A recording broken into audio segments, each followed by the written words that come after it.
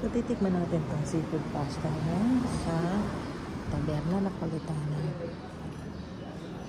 So, merong 1, 2, 3, 4, 5, 6 na ano yun? Tahong. Cherry tomato.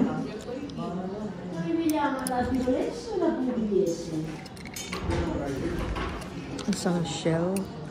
Ano ba yung laman? Isang parang laman na shell.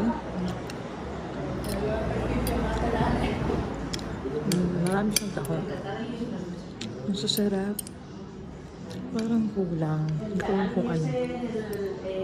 Pero may lasang bawang. Lasang kamatis ng konti. May maliit na hipon. Wala na. Ang cost nito ay 16 euros. So, ayan.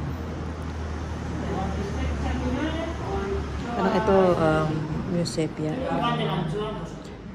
Sepia yung ano man tawag dito? Yung squid. Squid. So, ayan. Ang lasa niya ay ito maraming maraming tahong. Ayun. Tapos 2 piraso mo. Malungkot na maliit na hipon. Tsaka may mga shell. Organ shell. 1, 2, 3. Tatlong shell. 4. Tapos maraming mga tahong. So, ang lasa niya parang maasim-asim dahil nga may tomato.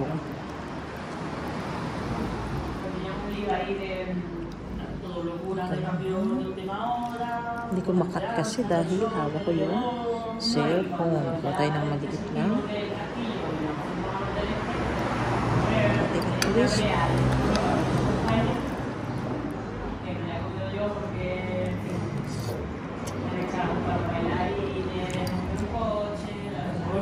Hindi siya masarap. Maasim siya, kulang siya sa ewan ko, flavor ng seafoods. So, yun yung rating ko dito sa Taberna Napolitana, dito sa Ciudad Real.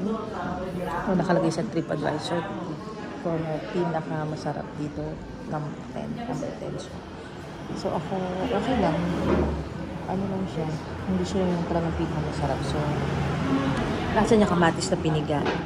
May konting hint ng seafoods, may konting hint ng garlic. Tapos may konting asin. Ewan ko kung anong kulang. Parang kulang sa flavor or something. Ewan. Pero okay naman siya. Bagong luto. So, yun. Nandito po tayo sa Ciudad Real, Taberna Napolitana sa Spain. Bye-bye. Hanggang sa muli. Ni Rora, the Exploradora.